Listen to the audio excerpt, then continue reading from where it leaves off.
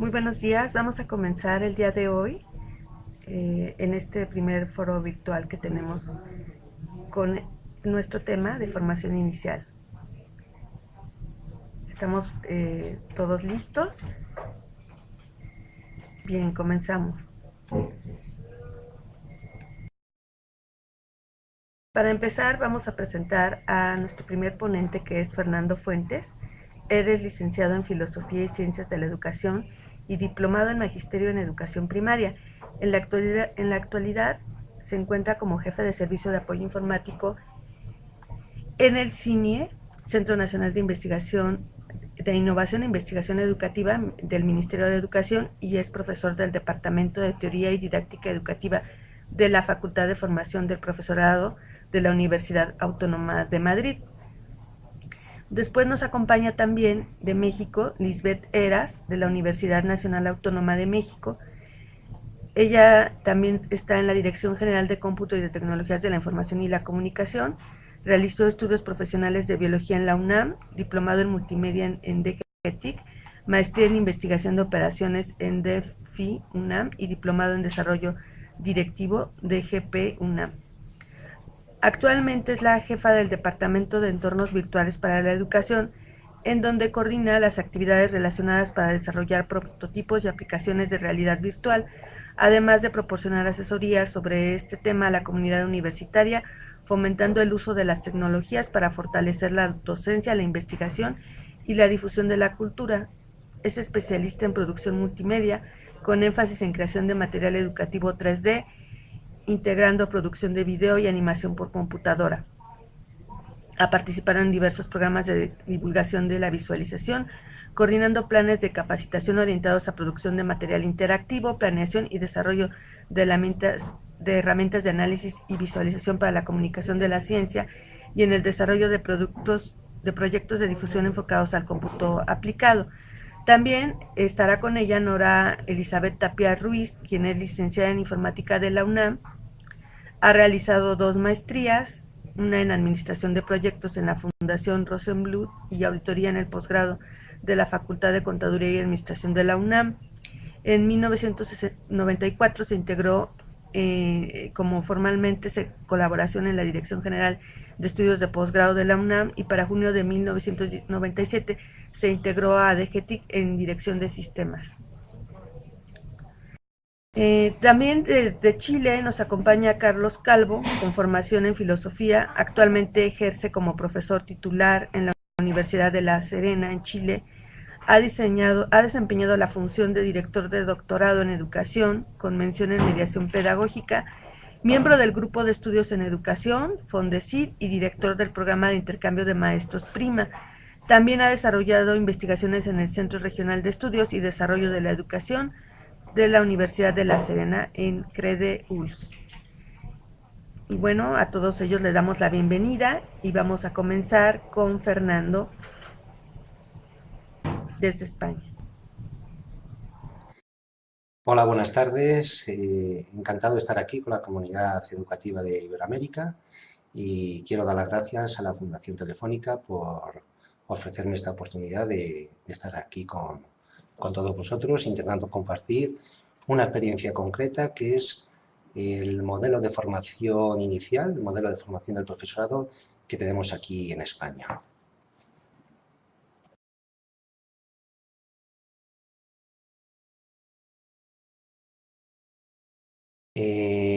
Comienzo situando un poco cuál es el contexto de España en estos momentos.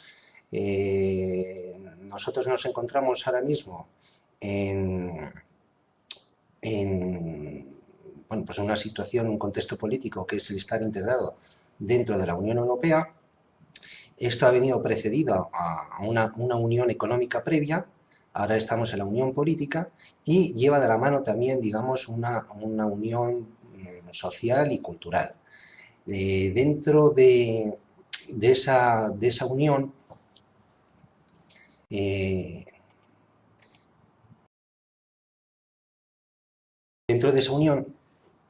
pues conlleva una integración del sistema educativo universitario.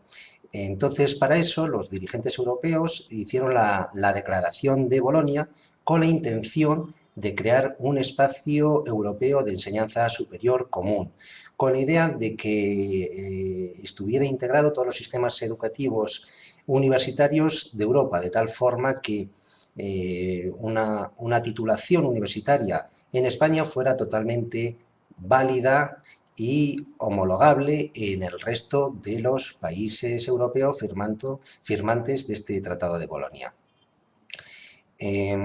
Para ello declararon seis acciones por el cual todos los países se comprometían a hacer estos pasos. Uno de ellos era, como veis ahí en el primer punto, un sistema de grados académicos fácilmente reconocibles y comparables. Por ejemplo, en el caso concreto de España, teníamos un sistema universitario en el cual había, digamos, tres grados de enseñanza. Uno que era una diplomatura o ingeniería técnica, que venía a ser 3 años de duración. Luego teníamos la licenciatura o ingeniería superior, que venía a ser de 5 a 6 años. Y ya posteriormente, digamos, estarían las enseñanzas de doctorado. Bueno, pues ahora lo que conseguimos con este sistema es que haya solo 2 grados, uno que sería un grado que en el mundo anglosajón le llaman bachelor. Entonces unificaríamos aquí en España todas las carreras que teníamos de diplomatura, entre ellas, por ejemplo, los estudios de magisterio, con las licenciaturas, que en nuestro caso español, pues por ejemplo cualquier licenciado en física, matemáticas o lenguas son los que tendrían la posibilidad de impartir docencia en secundaria. Bueno, pues todo eso cambia y en España tenemos un solo grado de una duración de 4 años para todos los estudios. Bien, ¿qué más tenemos? Hay otro sistema que viene ahí que es muy interesante, yo creo que es una gran innovación y una gran aportación que da la integración en Europa, que es un sistema de acumulación y transferencia de créditos. ¿Eso qué significa? Bueno, eso significa que se intenta poner un sistema por el cual una materia que tenga una duración, por ejemplo, en España de 6 créditos, esos 6 créditos comporte una carga de trabajo igual en cualquier otro país europeo, de tal forma que el haber cursado y aprobado esa materia en España, pues sea de total validez si ese estudiante quiere estudiar en otro país europeo. Ese sistema de transferencia de créditos va a posibilitar la siguiente acción, que es la movilidad de estudiantes entre los distintos países europeos, de tal forma que un estudiante español puede hacer perfectamente primero de carrera aquí en España y irse a Francia a realizar segundo, de tal forma que el primero realizado en España es totalmente válido y homologable con el estudio que haga en Francia y viceversa. Igualmente, esta proposición se hace igualmente extensible para docentes e investigadores del mundo universitario. Bien, por otro lado, esta interacción entre los distintos miembros de la comunidad universitaria redunda en la siguiente acción, que es una cooperación entre todas las universidades con la finalidad de conseguir una mayor calidad en las enseñanzas que se imparten en todas las universidades. Y luego se intenta dar una dimensión europea, por esto lo que decía al principio de la integración europea, no solo sea económica y política, sino también cultural, pues intentar introducir esa dimensión europea en todos los estudios de enseñanza superior. Bien. De estas acciones voy a detenerme brevemente en lo que se llama el sistema europeo de transferencia y acumulación de créditos, porque se basa primeramente no solo en la carga lectiva que pudiera tener el profesorado, que hasta ahora es lo que en España se hacía, sino que se pretende que se base en los resultados de aprendizaje que esperamos que tengan los alumnos de nuestras universidades. Por lo tanto, se centra en la carga de trabajo que requiere la superación de una materia. Esa carga de trabajo no es únicamente cuantificable por el número de horas que pasa el alumno en clase escuchando al profesor. Eso digamos que es una parte que se cuantifica, pero sobre todo, en esa carga de trabajo se incluye la parte de evaluación y también la parte de trabajo personal, de trabajos, de investigaciones y que tiene que realizar el alumno para poder superar esa materia. Esta cuantificación se hace de la siguiente forma. En un aprendizaje formal, es decir, en un año de estudios de cualquier grado, se contabiliza que tiene que tener 60 créditos. Esos 60 créditos, o mejor dicho, cada crédito supone una carga entre 25 y 30 horas de trabajo para un alumno, incluido, ya digo, la asistencia a clase, más el trabajo personal que tiene que dedicar para superar esa materia. De tal forma que, por ejemplo, para unos estudios de grado, como tenemos nosotros en Magisterio, pues tendría una carga de 60 horas 60 créditos por 4 años, sería de 240 créditos el que lleva la superación del grado de Magisterio. Bien, ahora voy a intentar explicar cuál sería, digamos, la capacitación, según los estudios universitarios que se realicen, para impartir docencia en España. Entonces, lo que primero voy a hacer es explicar brevemente cuáles son las distintas etapas del sistema educativo español. Tenemos una primera etapa, que es la educación infantil, que va de 0 a 5 años. Normalmente esta educación se suele dar en escuelas infantiles que solo tienen esa etapa educativa, o puede ser que estén integrados en colegios de primaria, pero que los alumnos solo van a partir de los 3 años, o sea, sería de 3 a 5 años.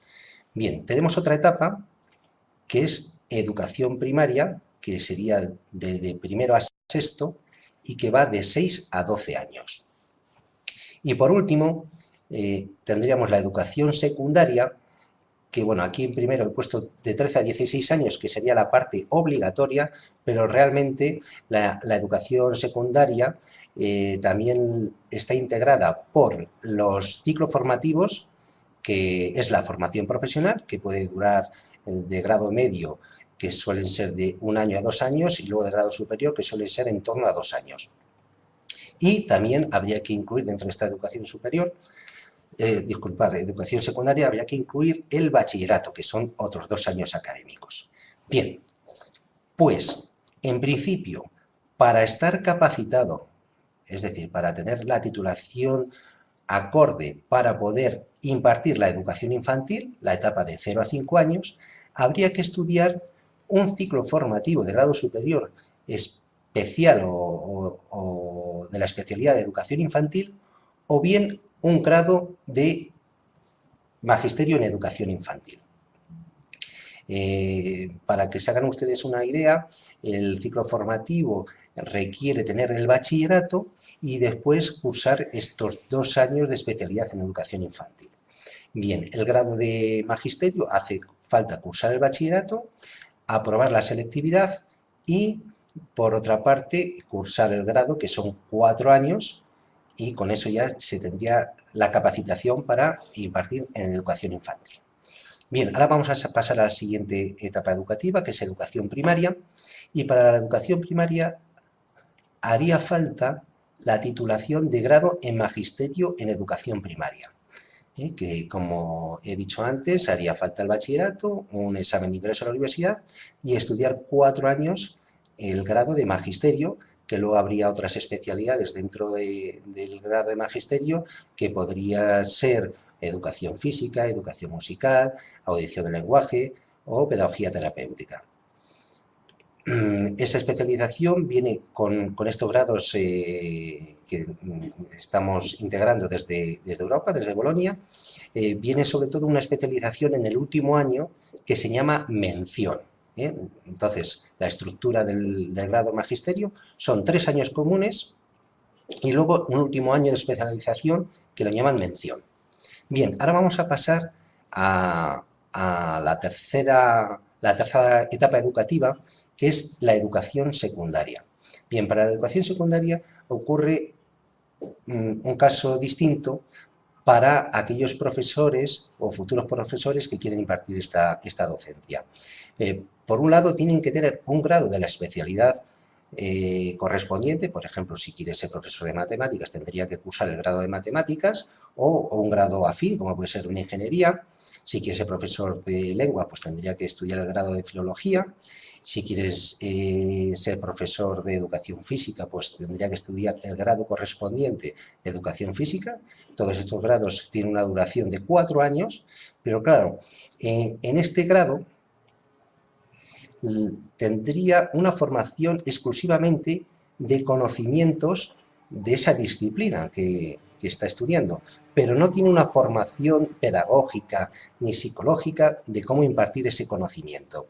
Por tanto, además del grado, hace falta, vamos a decirlo, un suplemento de formación que consiste en un máster de formación del profesorado. Este máster en el que básicamente van a tener un complemento de formación pedagógica, psicológica, didáctica, de orientación educativa, para poder impartir todo aquel conocimiento que han conseguido en el grado. Bien, ¿cómo queda la estructura del grado de magisterio? Es decir, aquellos estudiantes que pretenden dar docencia en colegios de primaria. Bien, hemos dicho que tiene 4 cursos académicos, lo que supone son 60 créditos por año, por lo tanto serían 240 créditos. Las asignaturas las hemos dividido así en 2 grandes bloques. Serían unas materias de didácticas específicas, es decir, que aparte de aprender el conocimiento de la disciplina correspondiente, como viene ahí, lengua, matemáticas, ciencias sociales, también aprenderían la didáctica de cómo enseñar esa correspondiente conocimiento. Y luego un segundo bloque que hemos llamado materias transversales, que serían, digamos, conocimientos genéricos que les puede servir para cualquier otra disciplina o materia. Entonces, desde pedagogía, sociología, psicología, temas transversales como educar para la igualdad y la ciudadanía, o, por ejemplo, la materia que yo imparto en la universidad, que es las TIC para la sociedad digital, y así sucesivamente. Otro aspecto importante de los estudios de magisterio es el practicum, es decir, es la parte práctica de cómo poner en funcionamiento todo ese conocimiento que supuestamente han adquirido en la universidad. Este practicum se realiza en colegios, donde allí van a estar, por una parte, supervisados por el profesor, por el tutor profesor del centro, y por otra parte, también supervisados por un profesor de la universidad. Y finalmente, la otra característica que quería decir era que en el 4º curso hay una especialización que se llama mención, y esa especialización estaría pues relacionada o bien con la disciplina didáctica y también con la pedagogía terapéutica, audición del lenguaje o el resto de las disciplinas que, como he dicho, son matemáticas, lengua, educación física y educación musical. Bien.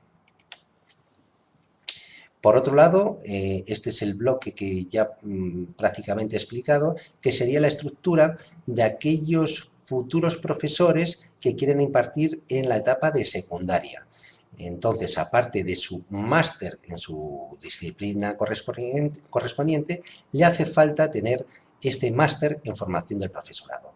Entonces, como decía antes, se trata de de complementar esa formación de la disciplina del conocimiento científico que tienen con materias, digamos también transversales, de cómo se puede enseñar ese conocimiento. Bien, antes he dicho que España está en un proceso de integración en un sistema político, económico y también cultural dentro de Europa. Bien, desde Europa también nos vienen marcadas unas líneas de el resultado que deben de tener los alumnos de primaria y de secundaria, y ese resultado lo han llamado desde Europa competencias clave.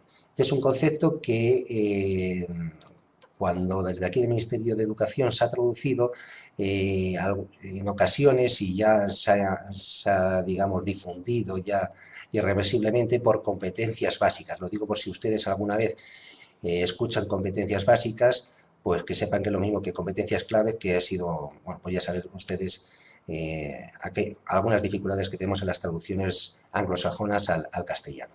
Bien, ¿cómo se definen estas competencias claves que se pretende que consigan los alumnos cuando terminan su etapa educativa de primaria o secundaria? Bien, la definición viene por aquellos conocimientos, procedimientos y actitudes que son capaces de tener los alumnos y aplicados en un contexto concreto. ¿De acuerdo? Entonces, digamos que sería un paso más adelante de las programaciones que teníamos hasta ahora, las programaciones didácticas que teníamos a raíz de la LOCSE en España, de la Ley Orgánica General del Sistema Educativo. Era por una parte que se programaba sobre objetivos, según esos objetivos habría unos contenidos y junto con unos criterios de evaluación. Bien, esas tres partes no se desechan para nada, sino que tanto objetivos, contenidos como criterios de evaluación tienen como última finalidad conseguir una competencia clave en el alumno. Por lo tanto, una competencia clave no solo está relacionada con una sola materia, sino que puede estar relacionada con 2, 3 o incluso con todas las materias que cursa un alumno. ¿Cómo podemos ver eso? Bien, pues desde Europa también nos indican cuáles son las competencias que debe tener el alumno. Entonces, como pueden ver allí, hay una competencia de comunicación lingüística, una competencia matemática, competencia en el conocimiento y integración del mundo, tratamiento de la información y competencia digital, que por lo tanto, como pueden ver, esta es una competencia que podría tratarse desde cualquier materia de la etapa educativa, bien de primaria o secundaria, una competencia social y ciudadana, es decir, también hay que saber ser ciudadanos activos y responsables, una competencia cultural y artística, competencia para aprender a aprender, una competencia que nunca se va a abandonar en la vida, sería la capacidad de aprender a lo largo de toda la vida, y una autonomía personal. Estas competencias, digamos que serían el resultado final que queremos de nuestros alumnos. ¿Y por qué digo esto? Digo esto porque según, digamos, el producto final que nosotros queremos seguir o conseguir con nuestro alumnado, quizás podemos plantearnos cuál es el perfil profesional que queremos para los docentes. Bien.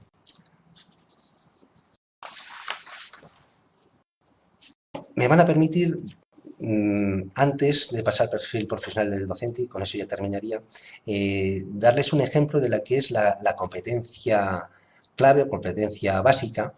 Y lo voy a retomar de un compañero que se llama Floro Luengo, que es especialista en competencias básicas aquí en España, y pone el siguiente ejemplo para que se pueda entender qué es una competencia. Por ejemplo, tenemos nosotros en España todos nuestros presidentes de gobiernos actuales y anteriores, que seguro que han sido muy buenos estudiantes y han sacado muy buenas cualificaciones y calificaciones en, por ejemplo, en lengua extranjera. Seguro que han sacado sobresaliente todos.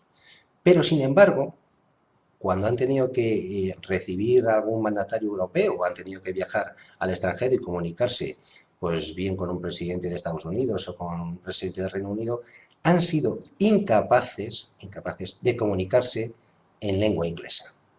Por lo tanto, hay ahí una confrontación, un conflicto entre la calificación que reciben en la materia, pero que luego, a la hora de la verdad, no son competentes en esa materia. Bueno, pues es un ejemplo que pone para entender qué sería la competencia básica. Una competencia clave o competencia básica sería la capacidad de ese saber ponerlo en práctica. Bien, en cuanto ¿cuál es el perfil profesional que queremos para el profesorado? También habría que definirlo por competencias. Entonces, esa definición la hemos sacado de una autora de una universidad de Barcelona, en el cual dice que el concepto de competencias integra el saber hacer y el saber ser. Serían los tres grandes bloques del saber. Por una parte, conocer el saber, esa sería la parte teórica, el conocimiento. Por otra parte, que ese conocimiento hace falta ponerlo en práctica, que sería el saber hacer, el procedimiento. Y por otra parte, también hay que saber ser, hay que dar ejemplo, hay que, digamos, que predicar con el ejemplo y no con la palabra. Bien, entonces ahí se constituye conocimientos a través de las habilidades y las actitudes. Pero ese conocimiento tiene que ser de alguna forma visible, tiene que ser tangible, que lo podamos ver, ¿no? Que se pueda demostrar, y se demuestra en la acción. Y en una acción en un contexto concreto. Bien, entonces, ¿cuáles serían esas competencias que veríamos puesto en la práctica a los futuros profesores? Bien, pues por aquí me van a permitir que me apoye en varios autores, principalmente en Manso, a partir de una investigación que hizo el Instituto de Investigación de Finlandia.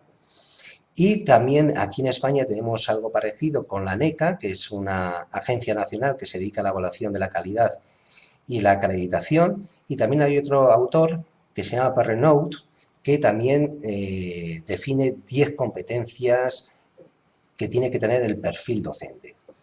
Bien, la primera de ellas es evidente, que es la competencia en la materia, es decir, tener conocimiento sobre la disciplina que se va a impartir. Por otro lado, no solo hace falta saber sobre algo, sino también saber transmitir ese conocimiento, ¿no? Para ello hace falta las competencias pedagógicas. En este sentido, no solo estamos hablando de una persona que sea capaz de realizar una enseñanza magistral, ya estamos en otros tiempos, y para ello, mejor ejemplo que las TIC, la utilización de las TIC en educación supone un cambio metodológico en el aula. Ya no puede ser una relación de profesor poseedor del conocimiento, lo transmite a los alumnos, sino que los propios alumnos a través de las TIC son capaces de construir ese conocimiento. Se produce otro tipo de interacciones. Bien, la siguiente competencia es saber integrar la teoría y la práctica, es decir, saber estar al corriente de todas las corrientes pedagógicas y todas las disciplinas y avances que hay y saberlo eso aplicar.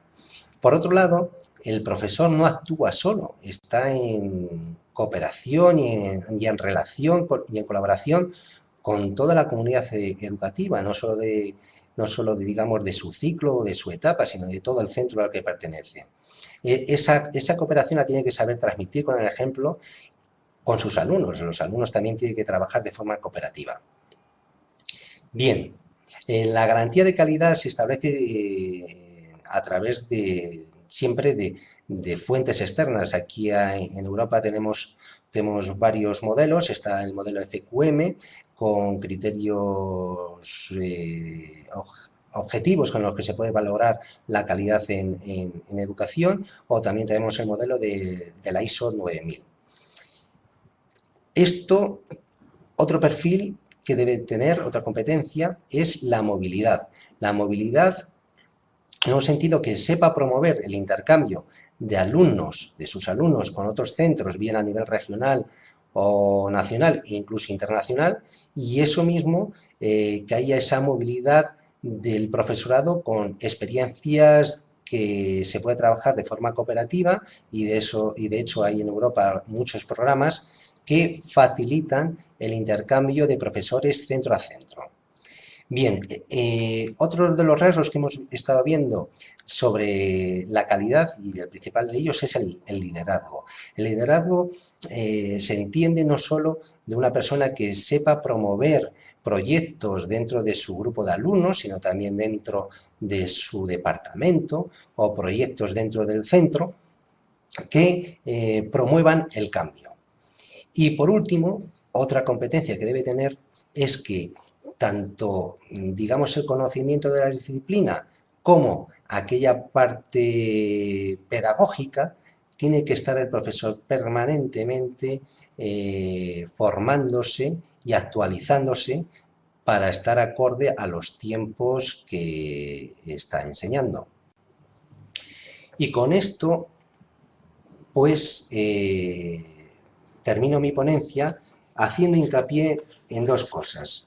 Por un lado, me gustaría decir que como aspectos positivos de este modelo tenemos sobre todo la integración europea, que yo creo que ha sido bastante beneficiosa para el modelo educativo universitario.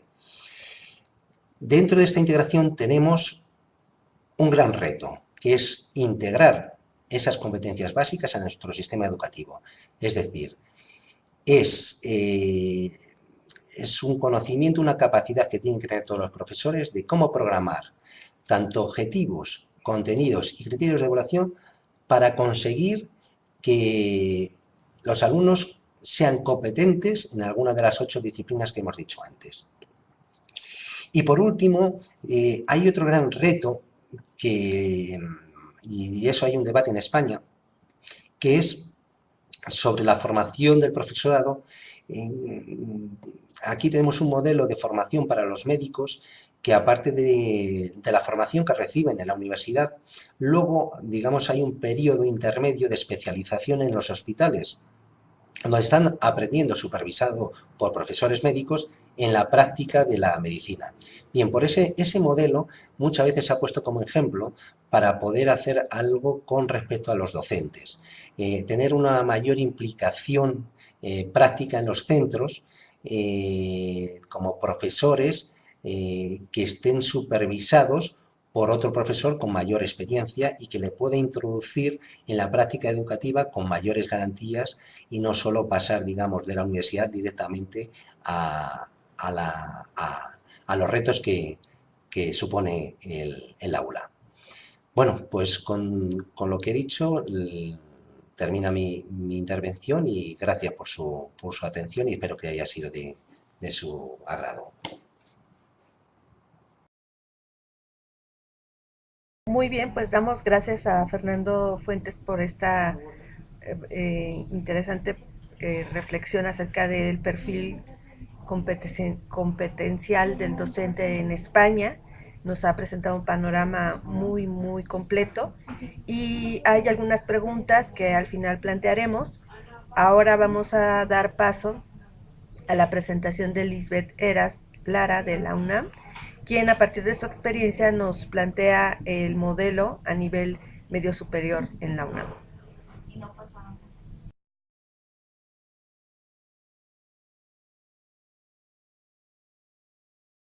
Hola, buenos días. Bueno, pues uno de los problemas a los que nos enfrentamos, tanto como estudiantes o en general la sociedad, es precisamente el tener profesores que formen a los nuevos profesionistas, a los nuevos tomadores de decisiones, a los nuevos, al futuro de lo que es las generaciones. En México no existe un programa oficial en donde se formen profesores de educación media superior. Existen ya algunos programas en donde se enfocan a la formación de profesores a nivel de lo que es primaria, a nivel secundaria, pero a partir del bachillerato y la licenciatura, que es nivel medio superior, se enfocan básicamente en lo que son las universidades. Cada una de las universidades ha sacado algunos programas que puedan fortalecer precisamente a la planta docente y de alguna manera darle esta profesionalización. Entonces, en el caso específico de la UNAM, pues nos enfrentamos básicamente a los problemas más fuertes. Es el problema del bachillerato y la educación media superior, la falta de profesores que estén formados para el ejercicio de la docencia en este nivel educativo.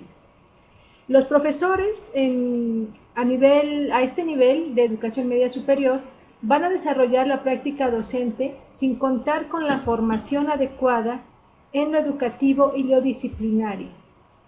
Esto, de alguna forma, representa una de las principales causas de la situación crítica actual de la educación media superior y de sus insatisfactorios resultados.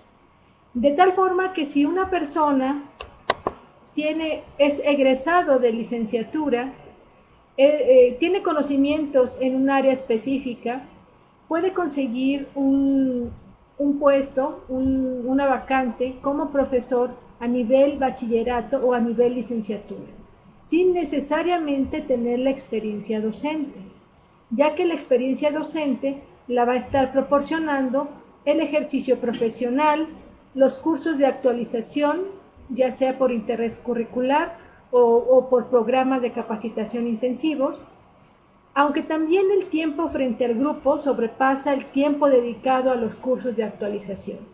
Entonces, básicamente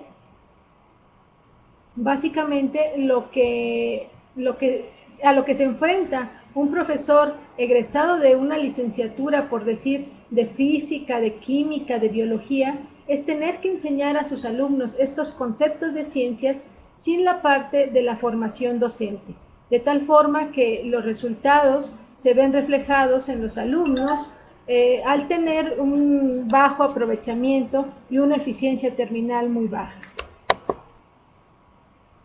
En la universidad pues ha tenido el reto ya hace algunos años de impulsar un programa de formación de profesores que les va a permitir a los participantes actualizar los conocimientos disciplinarios y poder desarrollar nuevas competencias, tanto en habilidades docentes como en las experiencias de aprendizaje significativas, y así también en un desarrollo profesional y humano que permita el proceso formativo de los alumnos. Este programa está impulsado por la Universidad Nacional Autónoma de México, recibe a estudiantes de todas las universidades, no necesariamente tienen que ser de la Universidad Nacional Autónoma de México, sino que también que tengan una licenciatura y que quieran profundizar sus conocimientos en la parte docente para formar a los nuevos alumnos.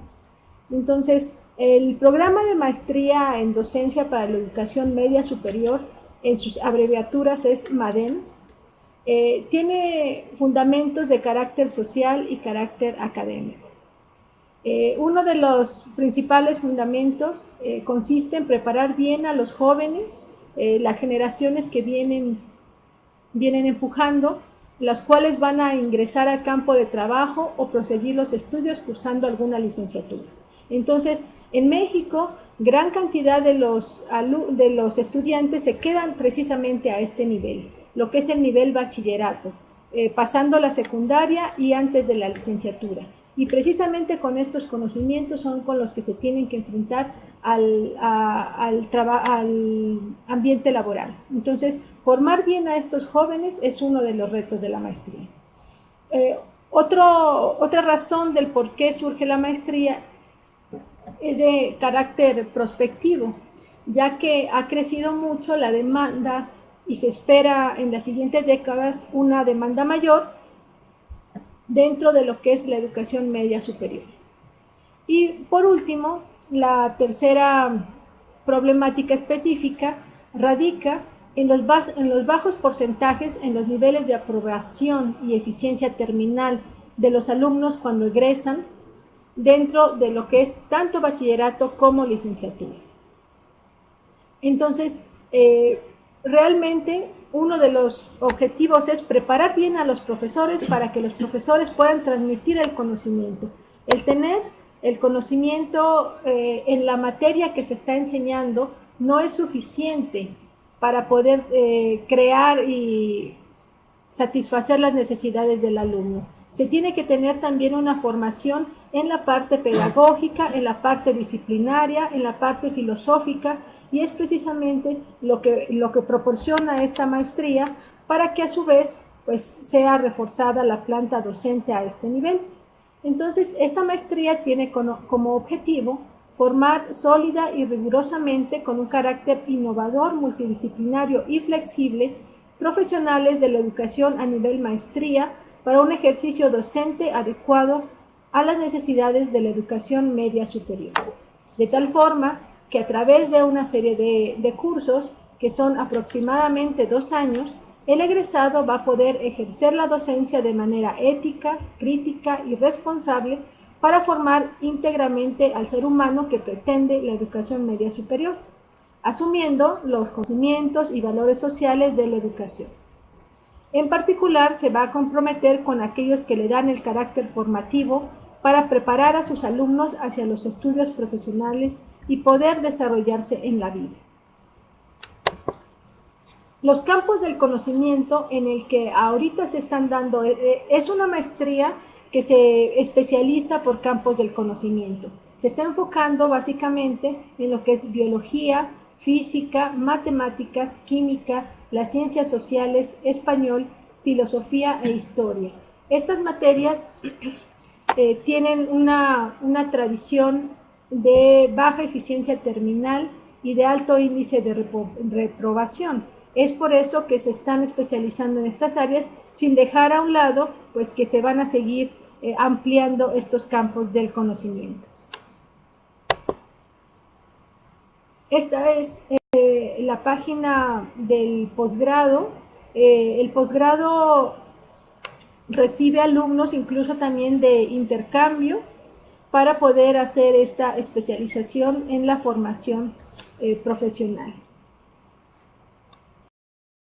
Uno de los retos también como profesor es seguirse capacitando en diferentes aspectos. La universidad nos da la posibilidad de tomar diplomados, tomar cursos aislados, pero eso ya cuenta por parte de nosotros. No hay un programa integral como lo da la maestría. Sin embargo, también ha habido programas que fortalecen la parte del uso de las tecnologías de información y comunicación, y precisamente la Dirección General de Cómputo, que es en donde trabajamos mi compañera Nora y yo, impulsa precisamente este programa para formar a los profesores, a las personas que ya están en la práctica docente, en el uso de estas tecnologías, poder explotarlas y mejorar el proceso de enseñanza-aprendizaje. Para este tema le cedo la palabra a mi compañera Nora Tapia.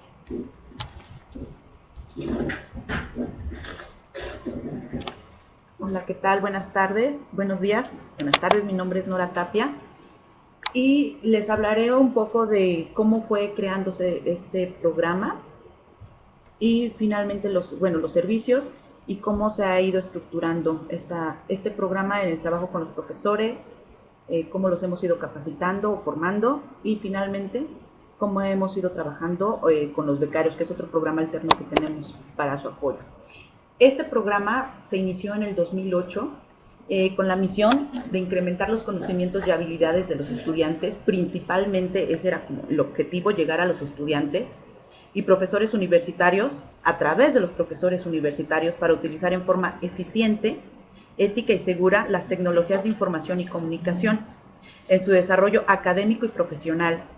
Tenemos una comunidad de 300,000 estudiantes y 35,000 académicos. Entonces, bueno, la primera pregunta era, ¿qué hacemos, no? El origen de todo este programa fue porque cuando llegó el doctor Narro en el 2008, había 3 puntos importantes que atacar. Primera, la lengua inglesa, aprender el inglés. El segundo punto, el desarrollo de habilidades en TIC y el manejo de ciencias exactas, porque en algún punto muchos de los alumnos no ingresan a licenciaturas como física, matemáticas, porque desde el bachillerato no se les da propiamente estas asignaturas, no se les comprende a los profesores. Son muy buenos en su profesión, pero no tanto en la parte didáctica.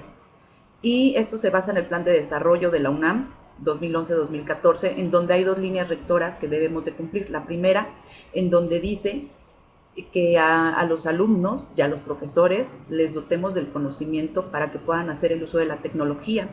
Y la línea rectora 2 dice que les demos físicamente computadoras, comunicación, etcétera, para que puedan adquirir todo este conocimiento. Y de ahí sale el programa de formación en el uso de TIC. Y como les decía, bueno, me regreso a toda la parte de los antecedentes. En el 2008 nace Hábitat Puma. En este contexto, nosotros nos enfrentamos a saber a qué mercado meta nos vamos a enfrentar, quiénes son los profesores, cuáles son sus conocimientos en el uso de las TICs. Y los alumnos, bueno, los alumnos les dan la vuelta en poder ocupar una computadora, hacer búsquedas en internet, ocupar los teléfonos, bajar una aplicación, etcétera. Y los profesores, pues para ellos era una caja negra. Yo creo que ahorita podemos ver en aquel entonces, cuando comenzamos 2008, 2009, que se comenzaron las primeras capacitaciones, en donde nuestra oferta académica era introducción a las tecnologías de información y comunicación,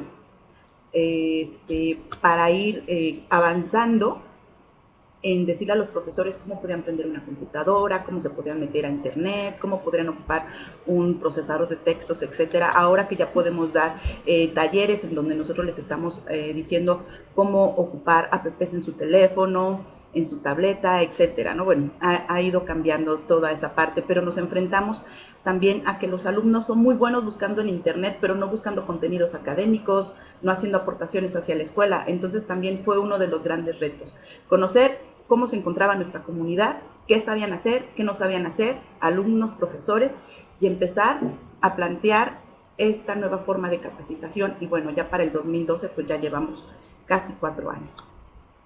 Y bueno, ahora les platicaré todo este conjunto de servicios que tenemos aquí para los profesores y para los alumnos en la UNAM.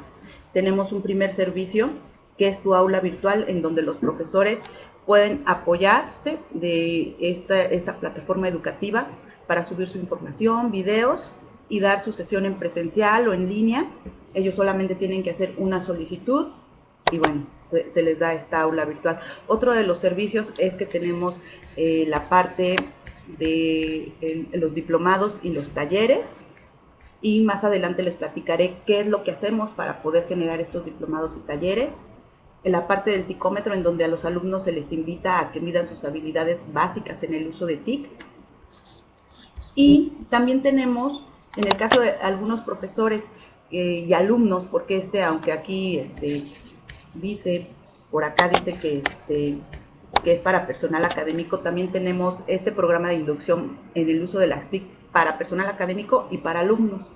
En el caso de que tengan alguna duda de 30 temas que tenemos desarrollados, tienen alguna duda, pueden entrar también a este programa y pueden leer desde lo que es un concepto básico. Por ejemplo, aquí tenemos en este ejemplo el manejo de archivos. Tenemos algunos videos de cómo usarlo. En Conozca Más ya está más desarrollado el tema, con ligas a muchos sitios de información que les pueden ampliar este conocimiento.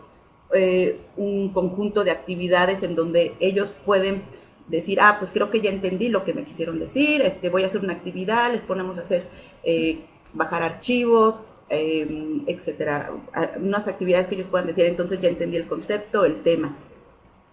Y finalmente pueden hacer un ejercicio de alrededor 15-20 preguntas en donde pueden decir una autoevaluación, comprendí el tema, no lo comprendí, etcétera. Y también tenemos la parte de servicios, que ofrece la universidad para que ellos puedan tener un correo electrónico, etcétera, o donde pueden ellos adquirir, por ejemplo, sistemas operativos gratuitos, o comprar los sistemas operativos, etcétera, y la parte de saberes digitales, que son lecturas que pueden complementar su conocimiento o sus habilidades.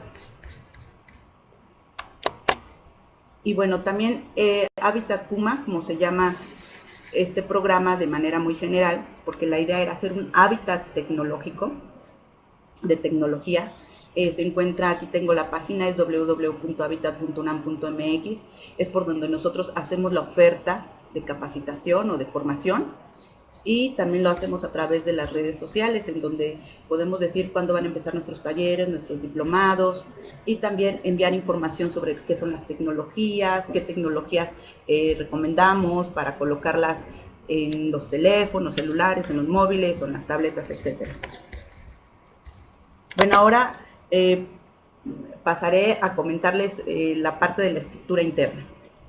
¿Por dónde comenzar? Lo que les decía, detectamos conocimientos, usos y experiencias de los usuarios en línea, en usuarios beta. El número de profesores por materia de cada sistema o nivel escolar, cuántos teníamos en bachillerato, cuántos teníamos en licenciatura, qué edad tenían los profesores, también era muy importante saber si eran profesores jóvenes, intermedios, grandes, qué aportaciones podían tener, de qué asignatura sobre todo, porque nos encontrábamos, por ejemplo, profesores de cierta asignatura, ya de toda la asignatura, que no querían nada de capacitación con las TICs, por su propia, pues yo creo que forma de ser en la carrera, licenciatura, etcétera. También teníamos que ver, establecer también cómo los podíamos capacitar en línea, semipresencial, etcétera. Esto era muy importante porque cuando detectábamos que había profesores que no tenían un contacto directo con la computadora, que decían que sí tengo mi correo electrónico, pero mi esposo, mi hijo, mi nieto, alguien conocido me ayuda a administrarlo, él es el que me está contestando la información, me la lee. Bueno, pues entonces nosotros sabíamos que teníamos que llegar con un curso presencial. Ya cuando muchos profesores tenían cierto conocimiento y manejo de la computadora, ya sabíamos que los podíamos invitar a un curso semipresencial o totalmente en línea.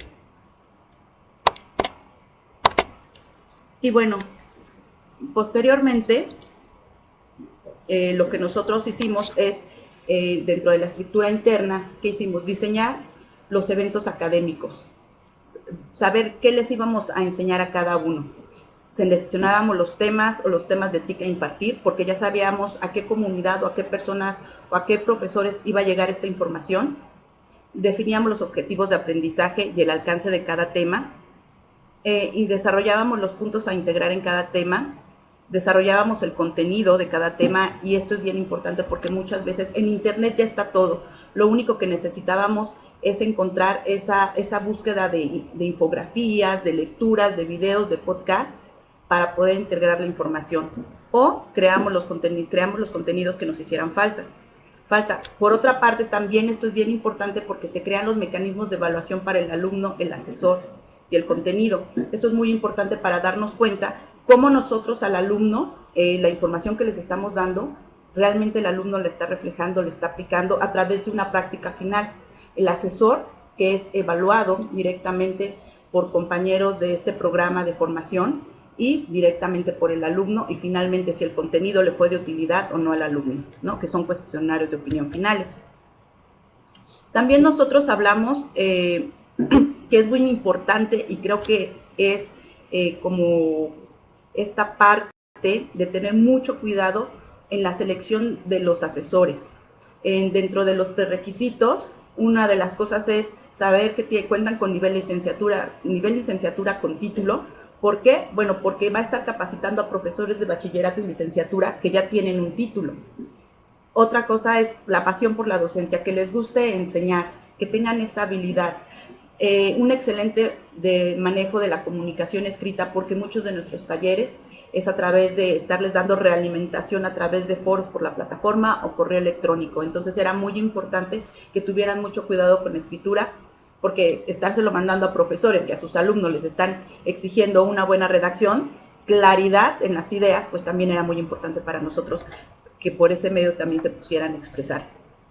Saber interrelacionarse con los profesores, porque en algún momento el decir voy a dar clases a los profesores de la misma universidad, pues es difícil, cuando a lo mejor puedes ser profesor, tú como asesor puedes ser profesor de la universidad, egresado de la universidad, etcétera, pero eso era muy importante, porque el saber interrelacionarse era saber motivarlos, etcétera. Y bueno, también eso era muy importante, como los cursos que nosotros damos constantemente tienen que tener actualizaciones, porque es tecnología. Es muy importante pedir que tengan un deseo de aprender y tener esa motivación por enseñar. Y bueno, los requisitos para ser seleccionado es tener 9, que los asesores pasen los cursos con 9, que los asesores pasen un curso de ser asesores con 9 y de cada uno de los temas que lo pasen con 9, y cuando dan curso, después de evaluarlo los profesores, que tengan una evaluación positiva. Y bueno, hay una parte, ya me apuro en esta parte, es muy importante que cuando los asesores llegan con el profesor, hay una estructura de apoyo en clase en donde hay una persona que le está ayudando a guiar a todo el grupo, cuando son nuevos o cuando son nuevos asesores, a guiar a todo el grupo, a que haya una buena dinámica en el trabajo. Aparte hay un equipo de becarios que les están ayudando a los profesores a que puedan ubicar dónde está la URL, dónde tienen que entrar, su contraseña, cuáles son las actividades que deben de hacer en caso de que se atrasen, para poder llevar a buen fin cada sesión presencial con los profesores. Y aparte hay un monitor que desde las instalaciones de la UNAM se está verificando que esté funcionando bien la plataforma, que si tienen alguna duda de algún contenido, alguna actividad, también les puede estar ayudando, resolviendo dudas, tanto en las sesiones presenciales como a lo largo de lo que dura el curso.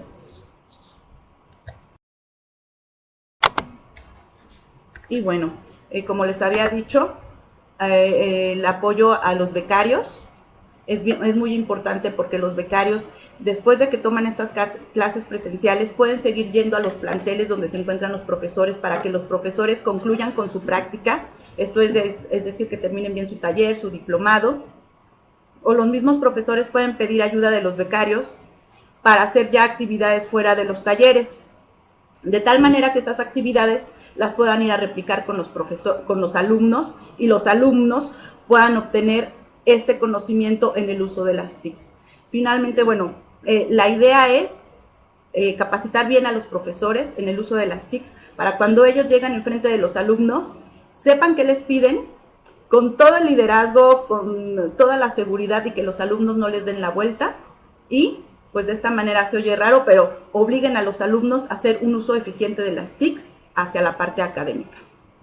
Bueno, pues creo que yo he concluido mi participación en este momento. Gracias.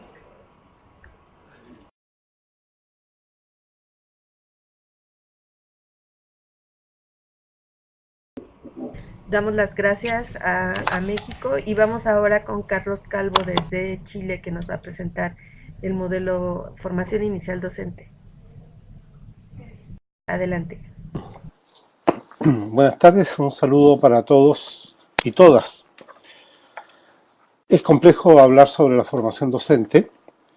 En Chile tenemos una diversidad de programas de formación de docentes, lo que ha significado una gran diversidad de tipos de profesores, lo que yo considero personalmente que es una ventaja y no una limitación.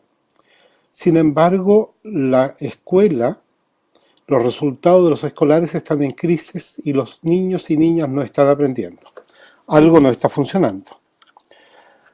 En Chile hemos tenido ya durante 2 años movimiento estudiantil muy fuerte, muy poderoso, reclamando la calidad de la educación, y también problemas asociados con ellos que tienen que ver con la implementación durante la dictadura del modelo neoliberal.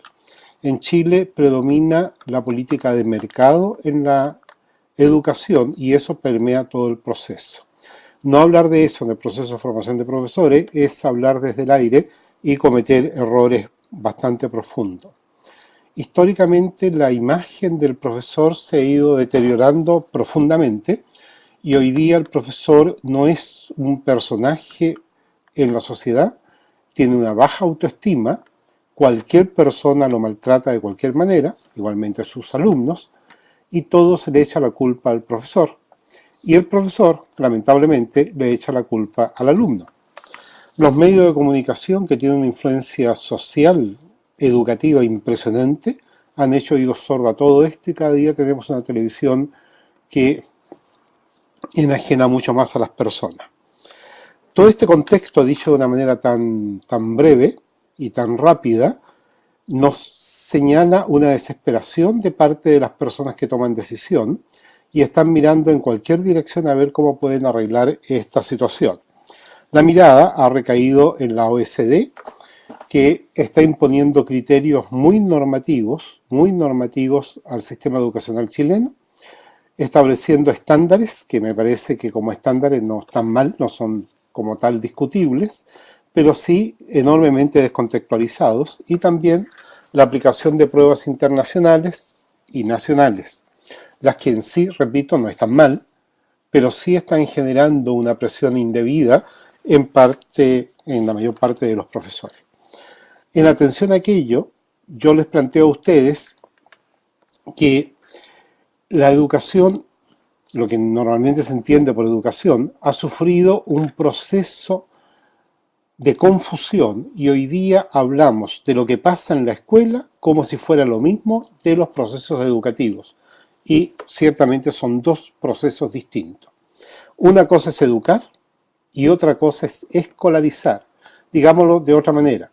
Una cosa es educar informalmente en los contextos sociales y familiares donde vive la persona, que incluyen también los escolares, y otra cosa es la educación enclaustrada dentro del ámbito de la escuela. Esa distinción a mí me parece fundamental, porque la escuela ha errado el camino, y como lo ha errado la escuela, lo ha errado también la universidad. Y la universidad hoy día, en los procesos de formación de profesores, a pesar de la diversidad que tenemos, hay un patrón común, que es la escolarización de los procesos formativos. La educación, o educar, consiste en un proceso en que el educando crea relaciones que son posibles.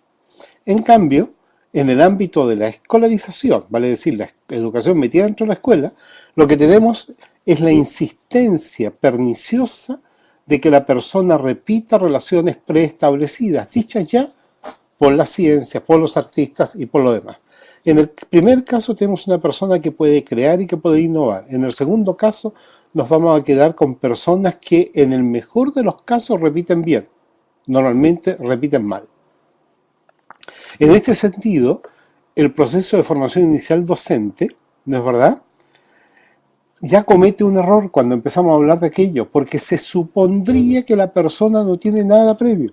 Entonces, estos no son procesos iniciales, son procesos que debieran continuar otros procesos de formación inicial. Todas las personas somos educadores, algunos después nos profesionalizamos. Pues bien, el proceso de formación debiera anclarse en la condición innata, mediada después por la cultura, que esa persona tiene para educar. La universidad hace en general tabula rasa, no olvidemos la herencia aristotélica, una tabula rasa de lo que la persona es históricamente, no considera cómo ella tiende a enseñar, naturalmente, sino que le aplica un modelo. Y a veces aplica un modelo a como sea, la persona tiene que aprenderlo. Con eso, ¿qué conseguimos? Personas que empiezan a repetir lo que se les enseñan, pero no a crear aquello. Estos aprendizajes no escolarizados son ciertamente aprendizajes holísticos, pues involucran toda la vida de la persona. No puede separar un niño que está conociendo lo que es cognitivo de lo que es valórico. Tampoco aquello que es axiológico. No puede separar lo estético. Lo va aprendiendo como una sola unidad. En la escuela lo separamos.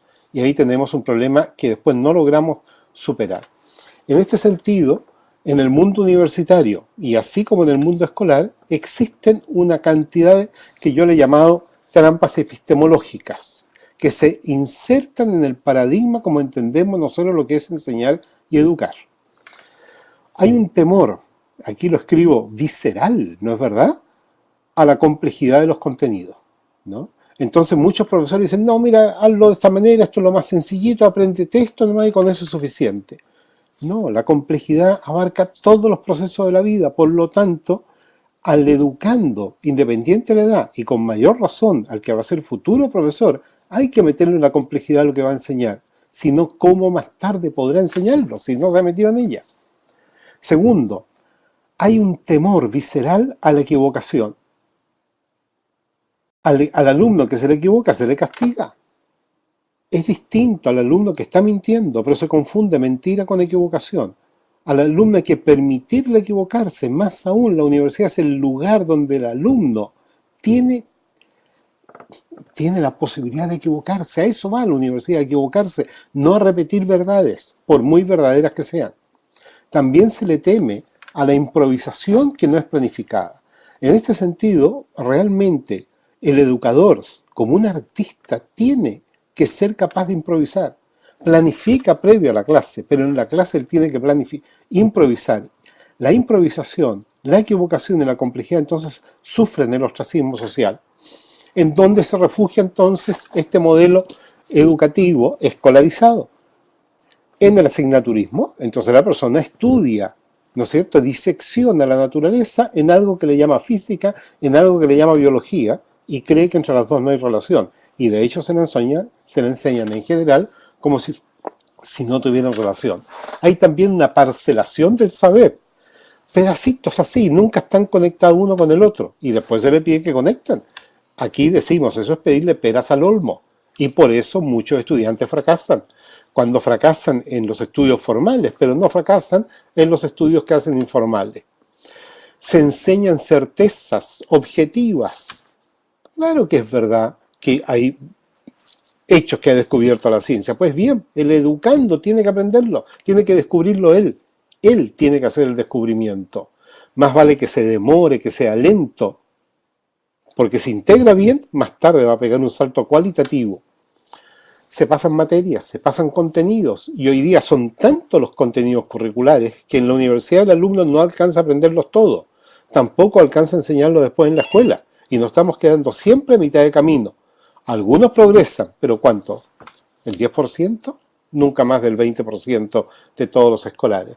Y la tentación de la memorización ahí está. Entonces el alumno opta por lo más sencillo, que es muy desgastante, por supuesto. Memoriza la materia y lo repite tal cual y el profesor queda contento. Otra trampa epistemológica en que al separar, ¿no es verdad?, en estancos lo que es la naturaleza, no podemos establecer el continuo. Por lo tanto, siempre tenemos agregado, yuxtaposición, pegoteo. Y se habla a veces de clase interdisciplinaria y todo lo demás, que no terminan siendo más que yuxtaposición. Se procede contra natura. ¿Por qué? Porque estamos forzando al educando a aprender de una manera que yo creo, ¿no es verdad? Y lo he comprobado en investigaciones, no es la forma natural en que fluye el aprender del sujeto. Fíjense que nosotros dicotomizamos en el mundo universitario el que sabe con el que no sabe. ¿Acaso cuando se descubrió el bosón de Higgs, los científicos declararon que con esto empezaban recién a investigar, que se le había abierto un mundo de ignorancias? Pues en la formación formal castigamos entonces el no saber. Separamos sujeto y objeto. Y después terminamos convencidos que hay una parte de nosotros que es subjetiva, y por lo general negativa, y una parte objetiva. Y esa objetiva no la podemos controlar, y por ejemplo ahí se aprovechan los médicos porque nos tienen un cuerpo ajeno a nosotros, nos medican exclusivamente para sanar una parte de nuestro cuerpo. Tenemos una concepción lineal también de cómo acontecen las cosas, una primero, otra después. Y con eso ha derivado aquí en el occidente esa fatalidad de considerar el tiempo es como oro, ¿no es cierto? Entonces el tiempo es tan valioso que no podemos perder. Pues hay que perder el tiempo, ensimismado en la maravilla de cómo vuela una mariposa, por ejemplo. El espacio, fíjense que es un espacio que en el mundo judeo-cristiano es un espacio que tenemos que dominar, y el hombre entonces con su ciencia cree que estudia algo para aprender a dominar mejor la naturaleza. El desastre que tenemos a nivel mundial prueba que estamos equivocados. Tenemos esa obsesión por la objetividad, que la suponemos siempre analítica, ¿no? Y que no fluye, ¿no? ¿Por qué? Porque desvincula esa parte con el todo. Entonces no hay relación de continuidad y genera relaciones que son artificiales. Y después tenemos que tratar de explicar que las cosas en la vida real no acontecen así como tú la estudiaste, porque eso es un patrón absolutamente genérico. Para generar su contexto, crea contextos, ¿no es verdad? Que normalmente son muy específicos, muy artificiales, absolutamente ajenos, Y por eso muchos, comillas, científicos dicen es que la subjetividad no la podemos estudiar porque es subjetiva. Pues entonces no nos pueden estudiar a nosotros y después se enseña eso. Y finalmente, en este punto, reitero, el temor a la ignorancia y a la equivocación, que yo creo que son una de las enfermedades más grandes que hay en el mundo universitario. ¿Ya? ¿Qué es lo que tienta en esto? El orden y el control. Hay una obsesión y una patología tan grande que hoy día los profesores en Chile le tienen todo pautado lo que tienen que enseñar todos los días del año escolar. Eso viene desde Napoleón y seguimos con lo mismo, sabiendo que no podemos nosotros subordinarnos a eso. El orden es considerado como un prerequisito, ¿ya? Curiosamente, esto nos lleva a la ilusión de querer controlar los procesos. No solamente los procesos, sino también las personas. Entonces queremos que el alumno siga las instrucciones tal como yo las estoy interpretando. Cuando yo me olvido que cuando yo soy alumno también me cuesta interpretar esas mismas normas que me están dando, ¿no? Fíjense que mientras más control hay, tenemos menos libertad. Y eso está pasando hoy día con los profesores, que lo obligan a planificar en detalle. Los profesores en Chile casi no tienen vida personal porque se acuestan tarde planificando, planificaciones que no les sirven de nada. Y después evaluando hasta los suspiros de los estudiantes. Con lo cual hemos ido perdiendo el sentido común para que una persona se dé cuenta si alguien ya sabe o no. Un gran biólogo chileno, Humberto Maturana, que ustedes con toda seguridad conocen, le decía el otro día a una persona conocida, tú ya tomaste 3 cursos conmigo, ya sabes, le dice, no sigas más. No le tomó ninguna prueba, bastaba en la conversación de él con el otro para darse cuenta que sabía. Y muchas veces al estudiante lo estamos sometiendo a una atención muy grande porque además tenemos que demostrarle que siempre está por debajo. Por supuesto, siempre va a estar por debajo, pero por debajo cualitativamente.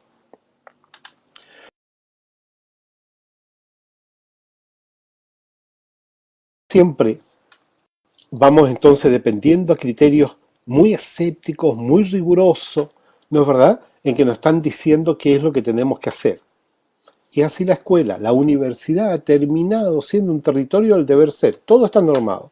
Y hoy día con los procesos de acreditación, que terminó en un escándalo en Chile, ¿no es verdad?, en casi todas partes se dedicaron a hacer todo lo que tenían que hacer para ser acreditados, pero no para garantizar el mejor aprendizaje de los estudiantes.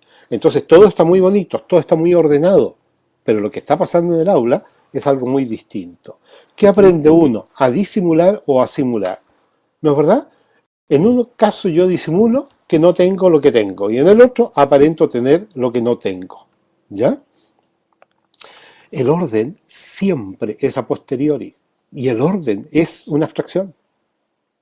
El orden es relativo y siempre depende de cómo se den las distintas emergencias. Fíjense que si ustedes observan los procesos genuinamente educativos, cuando ustedes han aprendido, se han dado cuenta que son eminentemente caóticos e imprevisibles. ¿Por qué? Porque fueron situaciones, estímulos que le fueron llegando a partir de los cuales usted fue buscando una regularidad, estableciendo un patrón y dándose cuenta que por nada podía haber sido distinto. Esas son las sutilezas extraordinarias, pero que habían ciertos elementos que atraían y a eso le empezaban a dar sentido. ¿Quién le daba el sentido? Usted. Ahora, después de darle el sentido, corrobórelo con lo que otros han dicho y ahí va a llegar a los descubrimientos de la ciencia, si es que esos descubrimientos de la ciencia son correctos o no, ¿ya? Así usted, el alumno, va estableciendo relaciones de complejidad creciente, que reúnen 2 cualidades maravillosas. Una es sinérgica, gracias a lo cual, sabemos nosotros, el todo es más que la suma de las partes. Si no hay sinergia en un aprendizaje, tenemos simplemente una memorización de algo parcial. Y también es holístico, como ya lo mencioné anteriormente, ¿no? Ahora, ese desorden, caos, esa imprevisibilidad, tiende al orden. Por lo tanto, no se preocupe usted, se va a ordenar. ¿Cuál sería la tarea del educador entonces en la universidad? Ayudarle al educando, al futuro profesor, a establecer criterios para trabajar esa situación. Y finalmente, hay una confusión muy, muy peligrosa y que me gustaría que la reflexionaran ustedes, que en el mundo universitario y también escolar se confunde la complejidad con la complicación y la simplicidad con lo superficial. ¿No es verdad? ¿Qué tiene que hacer entonces el educador? Yo creo que algo muy simple. Simplificar la complejidad. ¿Cómo lo defino yo? Sorprenda a su alumno con un misterio. Déjelo sin respuesta. No le pongo un 1, no lo califique mal. Déjelo sin saber por dónde va la cosa. Cuando el alumno comienza a comprender, usted lo ayuda, es un mediador, usted le da pistas, mira aquí qué tal si tal cosa, lo va ayudando. Cuando ya ha comprendido, lo deja gozar y luego le tiene un conflicto cognitivo. Vale decir, lo confunde y lo deja como si estuviera al comienzo. Pero como ya dio una vuelta en espiral, hay una complejidad que él ha ido comprendiendo y vuelve otra vez el proceso, haciendo simple lo que es complejo, y cuando se mete en la complejidad debe volver a hacerlo complejo nuevamente. La formación escolarizada nos mete en un terreno en que la eficiencia y la eficacia está cuestionada. Y está muy cuestionada porque hay mucho fracaso de los estudiantes y porque vamos a seguir insistiendo en el fracaso de los estudiantes. Fíjense que el ser humano ha desarrollado uno de los grandes órganos que ha desarrollado la evolución humana, el cerebro. ¿Y cómo es posible que no aprenda en la escuela teniendo miles de millones de neuronas? No es posible, es un absurdo. Algo está mal, y lo que está mal es la escuela. Pero en la escuela se profetiza fracaso del alumno. Y claro, como son profetas, pues el alumno fracasa indiscutiblemente. Y se forman alumnos, ¿no es cierto?, que se niegan como sujetos y se consideran ahistóricos, como que nunca tuvieron historia. Y a los profesores hay que enseñar, a los estudiantes que están estudiando para ser profesores, se les empieza a enseñar cómo son las escuelas, cuando vivieron 12 años en las escuelas, las conocen, pero no han reflexionado sobre ellas. Hemos perdido el sentido común, tenemos que recuperar el sentido común. Tenemos un lenguaje militar en el mundo académico, dominar, controlar, enfrentar. ¿Para qué? Para que no se nos escapen los conocimientos. Y tenemos muchas enfermedades paidogénicas, enfermedades que generamos nosotros los profesores. Entre ellos, el temor del alumno a equivocarse y por lo tanto no habla y se queda callado. Esa sería mi presentación. Muchas gracias. Bien, gracias. ¿He terminado? Gracias, Carlos Ya. Calvo. Bueno, vamos a pasar a hacer algunas de las preguntas que los asistentes han hecho. Creo que Carlos vino a completar una de las dudas que surgió en cuanto a que no se había tratado el tema de la educación inicial a nivel integral. Creo que el planteamiento que hizo de la parte holística fue complementaria a lo que Lisbeth y Fernando presentaron. En el caso de Lisbeth y lo que mostraron fue como un panorama de una propuesta en cuanto a la educación preuniversitaria y universitaria en la UNAM, haciendo uso sobre todo de las tecnologías, desarrollando estas habilidades que junto con Fernando coincidieron en que son competencias que se tienen que adquirir por parte de los profesionistas actuales. En el caso de Fernando nos presentó también de manera muy general el panorama de la educación en España en cuanto a grados, competencias, el saber hacer y el saber ser. Una de las preguntas que han hecho a los tres es que si nos pueden decir, más que hablar del modo de cómo se está haciendo, hablar de cómo se puede enfrentar una nueva formación, cómo lograr un cambio en la educación. No sé quién de los tres quiera empezar a dar su punto de vista respecto a este tema.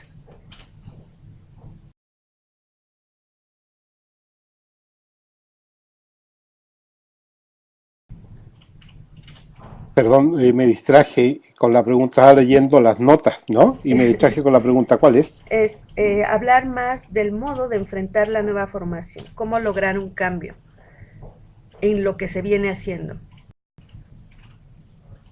Sí, me gustaría solo decir que yo creo que estamos muy confundidos en los procesos de formación de cualquier profesional, de cualquier persona.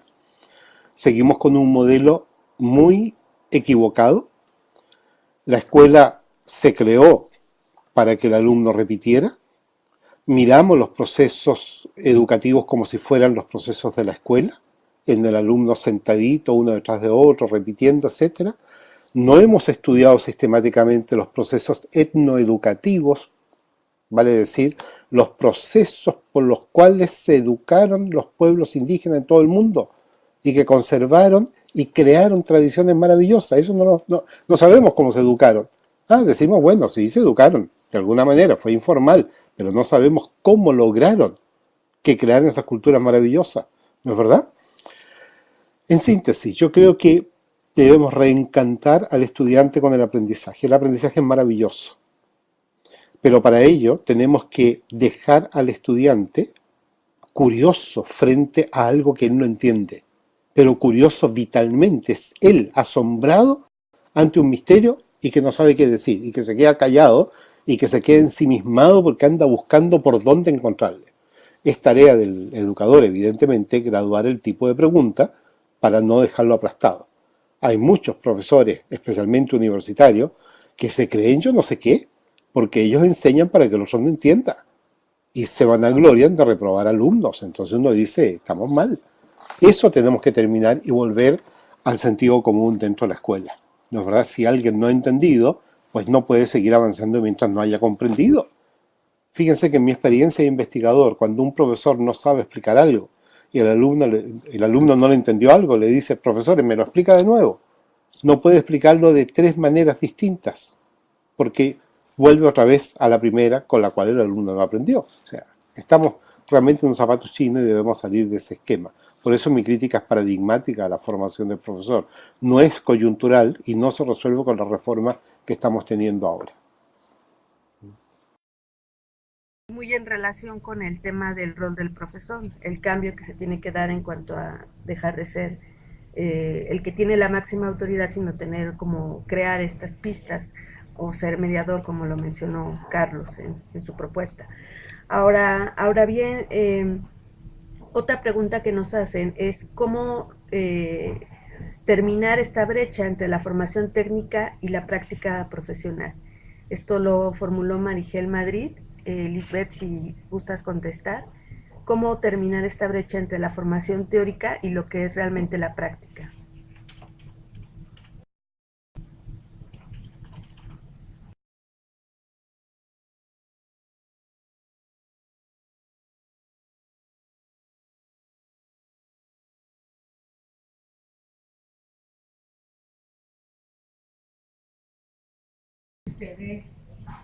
Nadie habla. Sí, creo que tiene algún problema en Sí. su Yo hablaría, pero conexión. prefiero que hablen mis colegas, ¿no? ¿Ya? Le damos oportunidad a Fernando en lo que se... Sí, claro.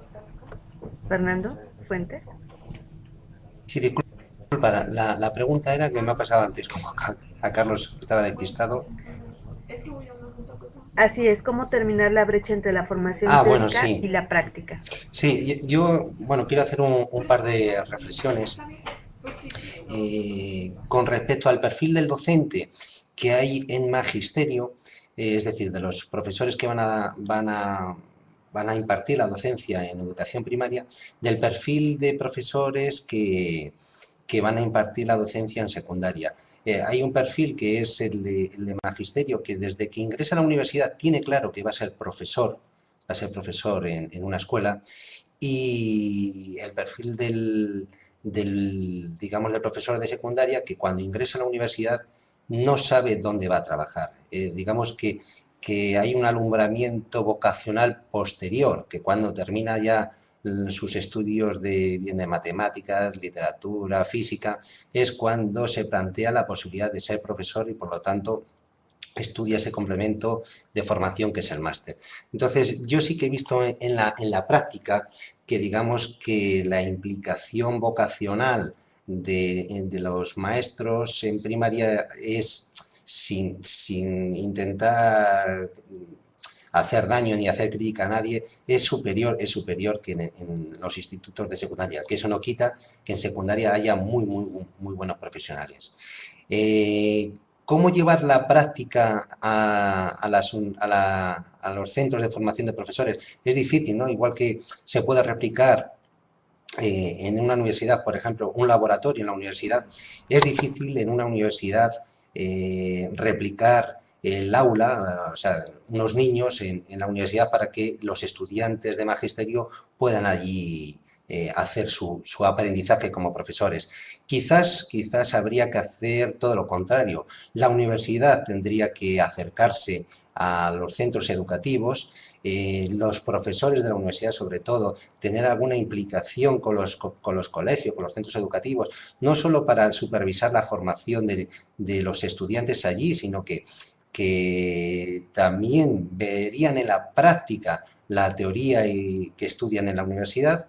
Y bueno, quizás aquí hay una propuesta en España que no es descabellada, que es hacer una práctica larga, no solo de unos meses, sino de 1 o 2 cursos escolares, una práctica guiada de formación en los centros educativos.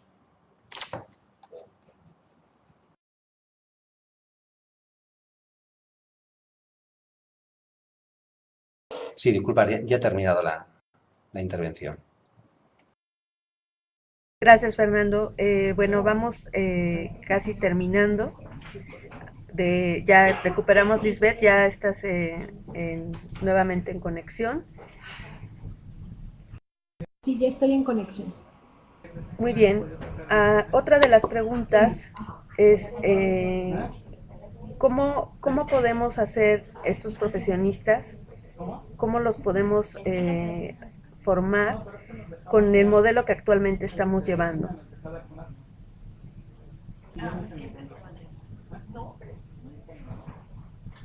¿Cómo lograr una formación integral en lo cognitivo, en lo mental, en lo espiritual? Alguien que pensara. Sí, alguien que pensara y no que fuera con todos los requisitos que él da. Entonces al final ¿Es posible este ámbito integral en la formación de los docentes? Ajá. Lisbeth. Sí, bueno, yo creo que sí se puede. Si el docente, por su parte, ya tiene el conocimiento de la materia que va a impartir, que le proporcionó una preparación previa, ya sea una licenciatura, algún diplomado, algún máster, se puede complementar ya en el terreno psicológico, en el terreno filosófico, en el terreno docente, enfocado precisamente solo a reforzar esta parte, ya no a la parte del conocimiento, sino a cómo tratar al individuo, a los alumnos como individuos, respetar también todo lo que es cómo están constituidos integralmente, la ideología, o sea, es algo ya integral que sí se puede hacer. De hecho, en la maestría de MADEMS que se da en la UNAM, tienen esta parte de formación. Sí, se enfoca más hacia la parte psicológica y digamos espiritual, que hacia la parte de formación del conocimiento como tal. Es un reforzamiento más que nada y seguido mucho de las vivencias que se han tenido como docentes frente al grupo.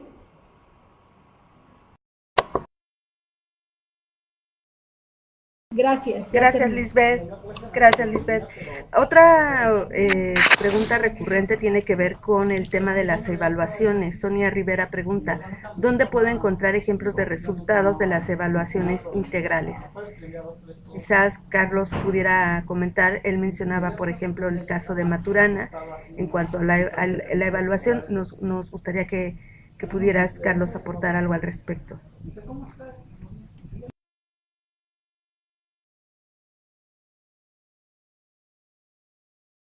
Carlos, ¿no te escuchamos? Carlos, no te escuchamos. ¿Me escuchan? ¿Ahora sí? Ahora sí te ¿No? escuchamos. Ahora sí.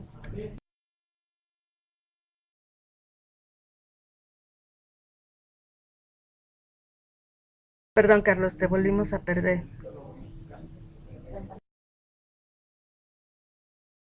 ¿Ahora ahí sí? te ¿Me escuchan? escuchas. Perfecto. Ya, perfecto. Les decía a ustedes que no soy especialista en evaluación, por lo tanto no manejo la literatura que pueda haber respecto al tema, pero sí he innovado yo en mi experiencia pedagógica y con otros colegas conversamos respecto a esto y en los congresos uno va hablando con las personas. Aquí he arribado yo respecto a esto, que esa dicotomía tan escolar de separar por un lado el saber y por el otro lado la ignorancia, premiando el saber y castigando la ignorancia es torpe, ¿no es verdad? Si los contrarios se atraen, si los contrarios se requieren, y ya Sócrates lo dijo, ¿no? Que solo sabe lo que no sabe, ¿ya? En la formación de profesores, en la enseñanza universitaria, nosotros podemos apoyarnos en la ignorancia del alumno. Y la experiencia mía, por ejemplo, les pido a ellos que de aquello que no han entendido de un libro, me expliquen qué fue lo que, por qué creen ellos que no entendieron tal cosa. De esta manera el estudiante está llevado a reflexionar sobre por qué no entiende. No le basta decir es que no entendí, sino que tiene que empezar a relacionar. Y aquí hay una situación preciosa. Dado que la relación saber e ignorancia es paradojal, vale decir, una exige a la otra, o dicho de otra manera, uno es el otro, cuando el estudiante está perfilando su ignorancia, está perfilando lo que sabe. No puede saber lo que ignora si no explicita lo que sabe para poder ignorar. Pero cuando el alumno es requerido sobre qué es lo que usted no sabe, se siente tranquilo, porque asume que diga lo que diga, no va a ser castigado. Y a mí me ha dado, francamente, excelentes resultados, ¿no es verdad? Esa sería una modalidad que yo usaría, que yo uso, perdón, y que sugeriría en este foro. Gracias. Muchas gracias, Carlos. Bueno, tenemos que cerrar el tema del día de hoy. Hay una pregunta más que es, si pudieran cambiar solo una cosa en sus sistemas de educación inicial para cada país, ¿qué cambiarían? Si podemos ser muy breves, y vamos a dar pues la pauta a que este debate se siga presentando de manera virtual durante toda la semana y la semana que entra. Una respuesta muy concisa y muy breve, les pedimos a los tres, por favor. Sí, comienzo yo, si os parece, yo no solo digamos, en la esfera de la educación, sino en todas las esferas, sí que propondría una implicación mayor de la universidad en la sociedad. La universidad en general genera conocimiento y ese conocimiento está al servicio de la sociedad y por lo tanto necesita tener una mayor relación, igual que por ejemplo en otro tipo de disciplina la universidad tiene convenios con empresas privadas. Yo creo que la universidad tiene que tener una relación continua y obligada con los centros educativos. En todo tipo, no solo no solo en la formación del profesorado, del futuro profesorado, sino también en divulgar ese conocimiento que se genera en las universidades de formación del profesorado. Gracias y un saludo a todos.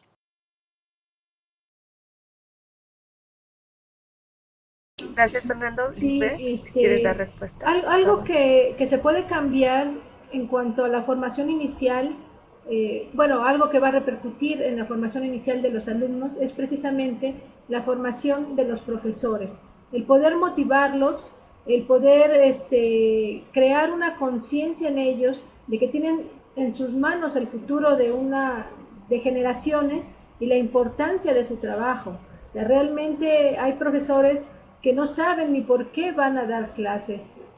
Hay profesores que finalmente están frente al grupo porque están cubriendo una plaza, porque les están pagando por ello, porque tratan de enseñar lo que ellos creen que deben enseñar, pero no están conscientes de la importancia que debe ser. Entonces, se debe de crear una conciencia y una motivación para que se pueda repercutir desde ese nivel.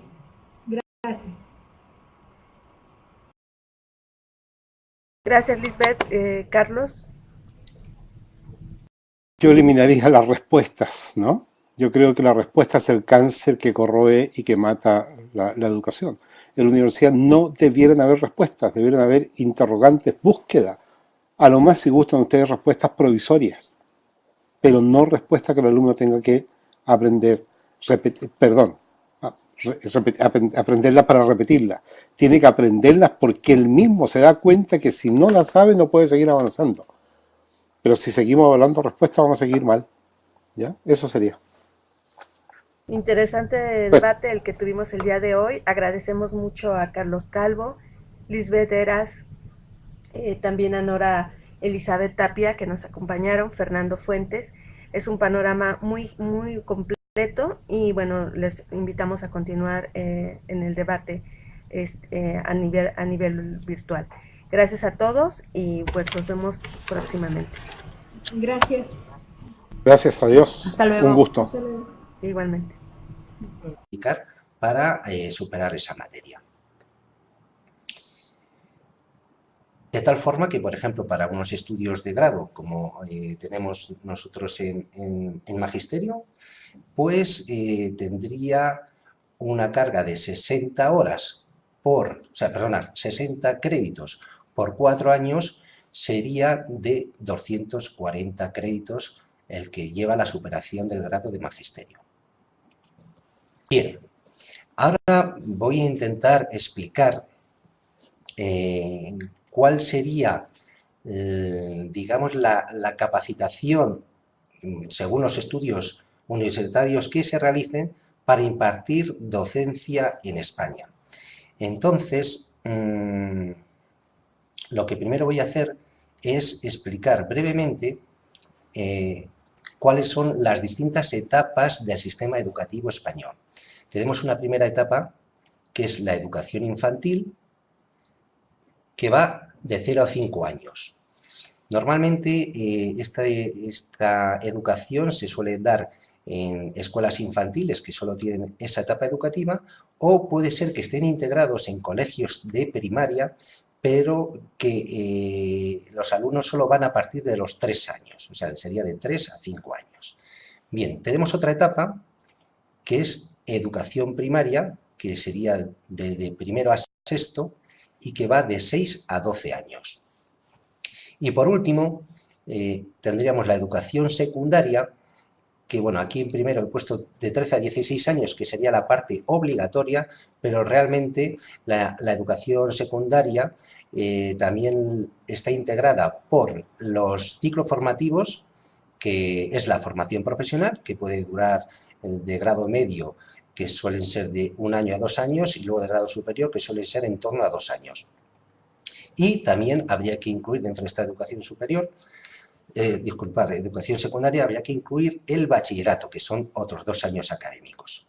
Bien, pues, en principio, para estar capacitado, es decir, para tener la titulación acorde para poder impartir la educación infantil, la etapa de 0 a 5 años, habría que estudiar un ciclo formativo de grado superior especial o de la especialidad de educación infantil, o bien un grado de magisterio en educación infantil.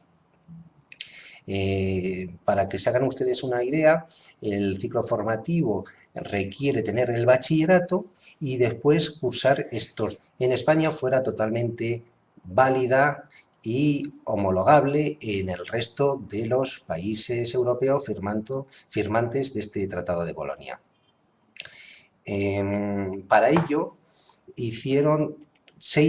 declararon 6 acciones por el cual todos los países se comprometían a hacer estos pasos. Uno de ellos era, como veis ahí en el primer punto, un sistema de grados académicos fácilmente reconocibles y comparables. Por ejemplo, en el caso concreto de España, teníamos un sistema universitario en el cual había, digamos, tres grados de enseñanza. Uno que era una diplomatura o ingeniería técnica, que venía a ser 3 años de duración. Luego teníamos la licenciatura o ingeniería superior, que venía a ser de 5 a 6 años. Y ya posteriormente, digamos, estarían las enseñanzas de doctorado. Bueno, pues ahora lo que conseguimos con este sistema es que haya solo 2 grados uno que sería un grado que en el mundo anglosajón le llaman bachelor.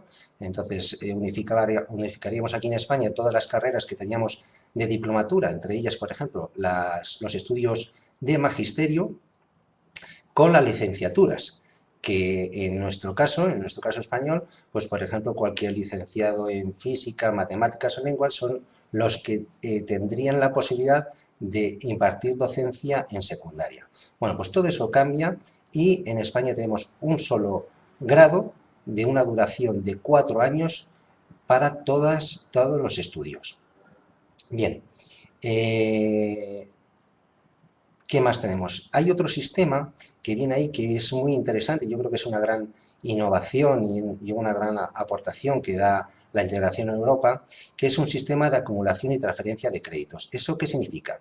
Bueno, eso significa que se intenta poner un sistema por el cual una materia que tenga una duración, por ejemplo, en España de 6 créditos, esos 6 créditos comporte una carga de trabajo igual en cualquier otro país europeo, de tal forma que el haber cursado y aprobado esa materia en España, pues sea de total validez si ese estudiante quiere estudiar en otro país europeo. Ese sistema de transferencia de créditos va a posibilitar la siguiente acción, que es la movilidad de estudiantes entre los distintos países europeos, de tal forma que un estudiante español puede hacer perfectamente primero de carrera aquí en España y irse a Francia a realizar segundo, de tal forma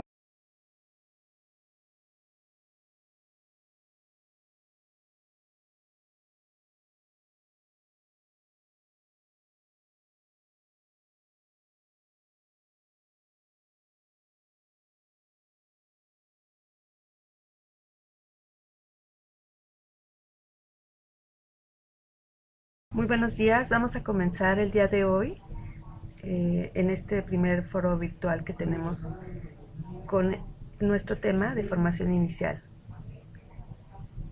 ¿Estamos todos listos? Bien, comenzamos.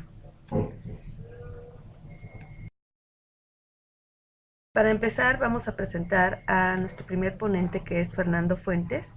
Él es licenciado en Filosofía y Ciencias de la Educación y diplomado en Magisterio en Educación Primaria.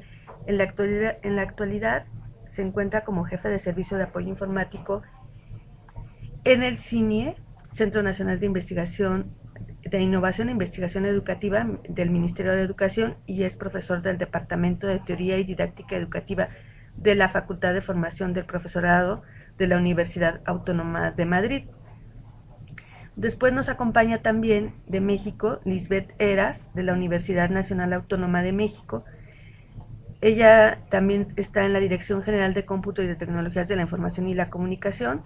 Realizó estudios profesionales de biología en la UNAM, diplomado en multimedia en DGTIC, maestría en investigación de operaciones en DEFI UNAM y diplomado en desarrollo directivo DGP UNAM. Actualmente es la jefa del Departamento de Entornos Virtuales para la Educación, en donde coordina las actividades relacionadas para desarrollar prototipos y aplicaciones de realidad virtual, además de proporcionar asesorías sobre este tema a la comunidad universitaria, fomentando el uso de las tecnologías para fortalecer la docencia, la investigación y la difusión de la cultura. Es especialista en producción multimedia, con énfasis en creación de material educativo 3D, integrando producción de video y animación por computadora. Ha participado en diversos programas de divulgación de la visualización, coordinando planes de capacitación orientados a producción de material interactivo, planeación y desarrollo de herramientas de análisis y visualización para la comunicación de la ciencia, y en el desarrollo de proyectos de difusión enfocados al cómputo aplicado. También estará con ella Nora Elizabeth Tapia Ruiz, quien es licenciada en Informática de la UNAM. Ha realizado 2 maestrías, una en Administración de Proyectos en la Fundación Rosenbluth y Auditoría en el posgrado de la Facultad de Contaduría y Administración de la UNAM. En 1994 se integró como formalmente colaboración en la Dirección General de Estudios de Posgrado de la UNAM, y para junio de 1997 se integró a DGTIC en Dirección de Sistemas. También desde Chile nos acompaña Carlos Calvo, con formación en filosofía. Actualmente ejerce como profesor titular en la Universidad de La Serena, en Chile. Ha desempeñado la función de director de doctorado en educación, con mención en mediación pedagógica, miembro del Grupo de Estudios en Educación, Fondesit, y director del programa de intercambio de maestros PRIMA. También ha desarrollado investigaciones en el Centro Regional de Estudios y Desarrollo de la Educación de la Universidad de La Serena en CREDE-ULS. Y bueno, a todos ellos les damos la bienvenida y vamos a comenzar con Fernando desde España. Hola, buenas tardes. Encantado de estar aquí con la comunidad educativa de Iberoamérica y quiero dar las gracias a la Fundación Telefónica por ofrecerme esta oportunidad de estar aquí con todos vosotros, intentando compartir una experiencia concreta que es el modelo de formación inicial, el modelo de formación del profesorado que tenemos aquí en España.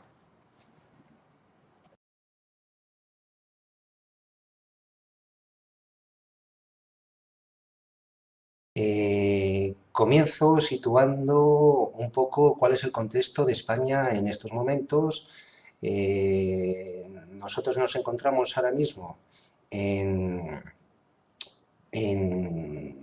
bueno, pues en una situación, un contexto político que es el estar integrado dentro de la Unión Europea. Esto ha venido precedido a una unión económica previa. Ahora estamos en la unión política y lleva de la mano también, digamos, una unión social y cultural. Dentro de esa unión,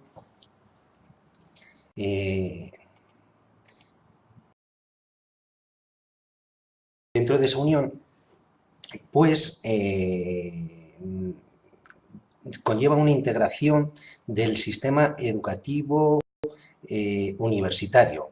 Entonces, para eso, los dirigentes europeos hicieron la Declaración de Bolonia con la intención de crear un espacio europeo de enseñanza superior común, con la idea de que estuviera integrado todos los sistemas educativos universitarios de Europa, de tal forma que una titulación universitaria, que el primero realizado en España, es totalmente válido y homologable con el estudio que haga en Francia y viceversa.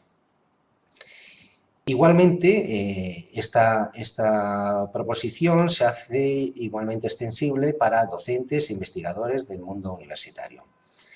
Bien, por otro lado, esta interacción entre los distintos miembros de la comunidad universitaria redunda en la siguiente acción, que es una cooperación entre todas las universidades con la finalidad de conseguir una mayor calidad en las enseñanzas que se imparten en todas las universidades. Y luego se intenta dar una dimensión europea, por esto lo que decía al principio de la integración europea, no solo sea económica y política, sino también cultural, pues intentar introducir esa dimensión europea en todos los estudios de enseñanza superior. Bien. De estas acciones voy a detenerme brevemente en lo que se llama el Sistema Europeo de Transferencia y Acumulación de Créditos, porque se basa primeramente no solo en la carga lectiva que pudiera tener el profesorado, que hasta ahora es lo que en España se hacía, sino que se pretende que se base en los resultados de aprendizaje que esperamos que tengan los alumnos de nuestras universidades. Por lo tanto, se centra en la carga de trabajo que requiere la superación de una materia. Esa carga de trabajo no es únicamente cuantificable por el número de horas que pasa el alumno en clase escuchando al profesor. Eso, digamos, que es una parte que se cuantifica, pero sobre todo, en esa carga de trabajo se incluye la parte de evaluación y también la parte de trabajo personal, de trabajos, de investigaciones y que tiene que realizar el alumno para poder superar esa materia. Esta cuantificación se hace de la siguiente forma. en un aprendizaje formal, es decir, en un año de estudios de cualquier grado, se contabiliza que tiene que tener 60 créditos. Esos 60 créditos, o mejor dicho, cada crédito supone una carga entre 25 y 30 horas de trabajo para un alumno, incluido, ya digo, la asistencia a clase, más el trabajo personal que tiene que dedicar